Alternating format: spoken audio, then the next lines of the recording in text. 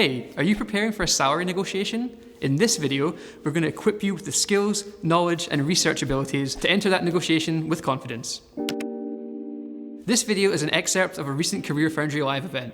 Susan Clark, one of our career specialists, will take you through her expert tips on how you can best prepare for salary negotiations. If you're interested in live events and discussions like this, you can check the link in the description below and sign up for our free webinars and live events. As you're watching, if you have any questions or the subject matter that we cover, please let us know in the comments and we'll get back to you as soon as we can.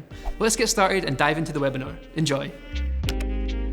Something to keep in mind, the negotiation process doesn't start with the negotiation itself. It starts with research and preparation.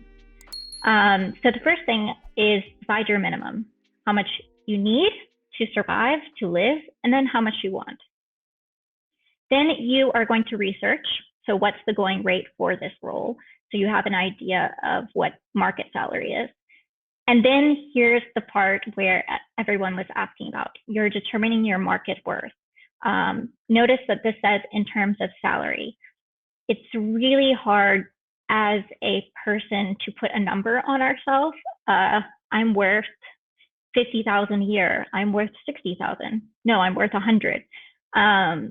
But try to detach it from yourself as a person and see it as this is the money for the skills that you bring for a certain industry and a certain skill set that is in need. And then it's negotiation time after we go through all of those steps. So step one, as I mentioned, is deciding your minimum. This is an activity I actually put together, ironically, from one of these self-help books that I read. And it comes from a book called You Are a Badass. And it's by Jen Sincero. Yeah, Jen Sincero. And she wrote this book. I really like this one part that she mentioned where she said, when you start working and getting your finances in order, you need to decide how much you want. If I don't have an objective, how can I decide how to go? How many clients do I need?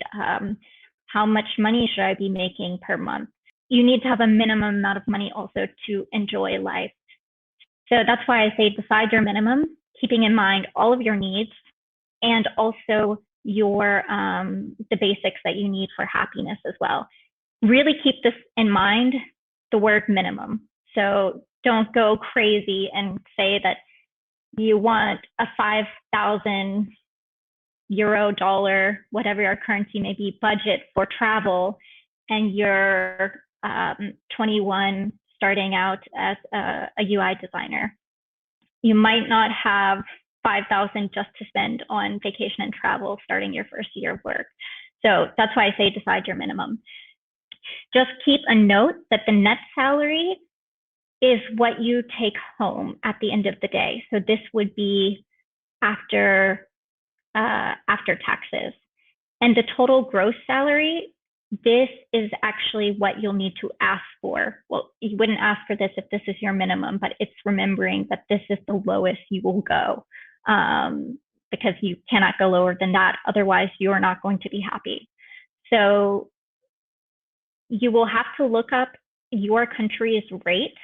Don't take the net salary and think, oh, okay, that's my minimum, because you still have taxes and that has to come into play. And that's why you see the gross salary. And that's what really needs to be asked for when you include taxes and other deductibles. So after now you've found your minimum, that you know this is the lowest you're willing to go, you're going to go on and research. When you start researching, different websites are going to have different numbers. And also what I have here is I've taken into examples for UX because most of my students are in UX. And if you see on the screenshot, I have average UX designer salary. And also there's UX spelled out, user experience designer.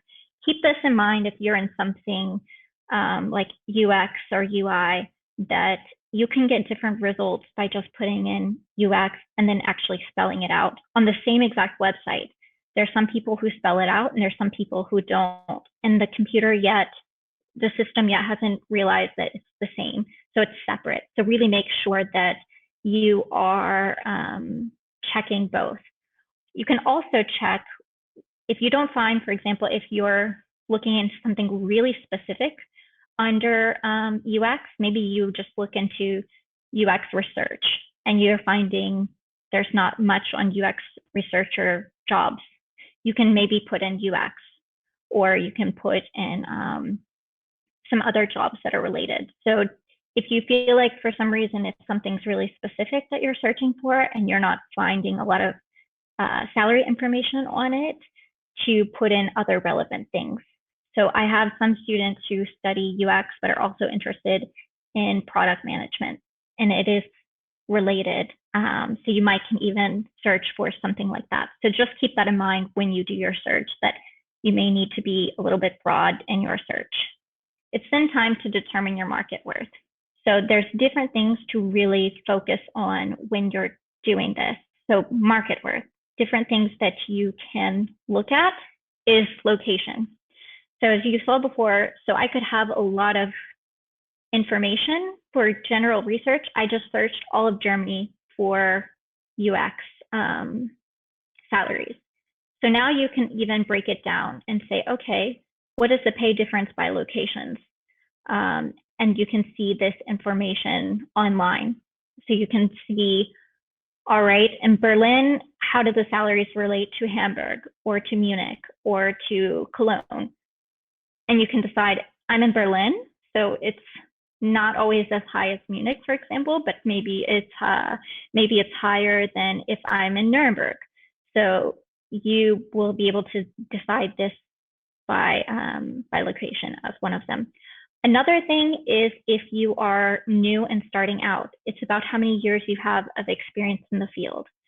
So for many of us, as we are, we're career changers. So then the question becomes, do I look at myself then as a year one? Maybe you have 5 years professional experience in something else, but you're now at year one in UX. Do you now look at year one experienced UX designers? And for that, I say, no, not typically. What you would then do is look at job adverts in general for UX or whatever your field is, and you would decide how many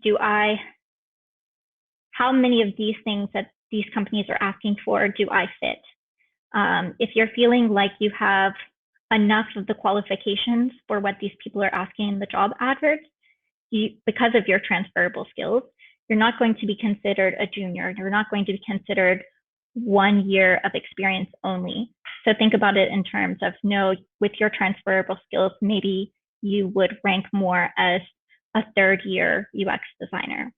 So keep that in mind with these transferable skills, but you can also look by experience years. Another thing that I mentioned that's underneath, skills that affect how much you get paid, has to do with maybe tools that you know.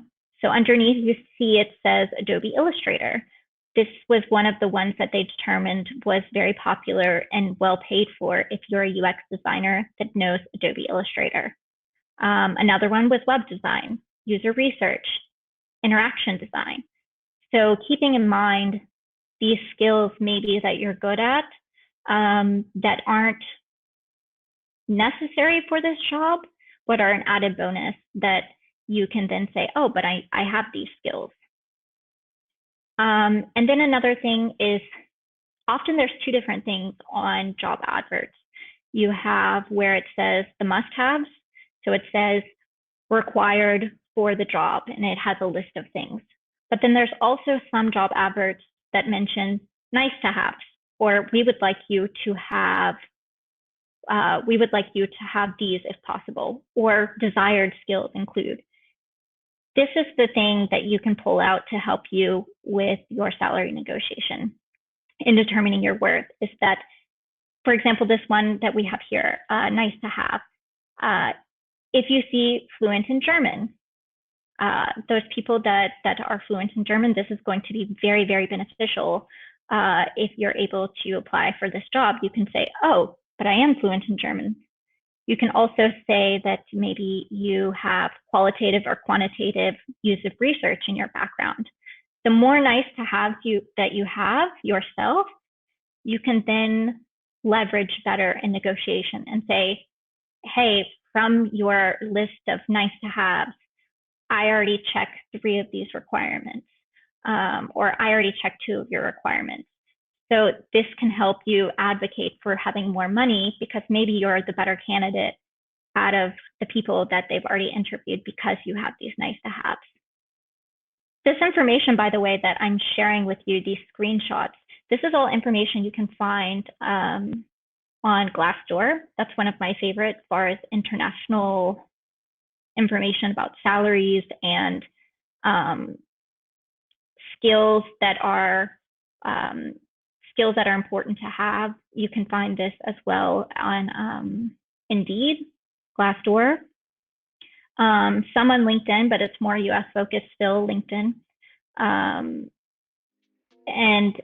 in Germany, you have Kununu, which is really quite great too. So there's several different websites, and even depending on your own country, you can have country language as well.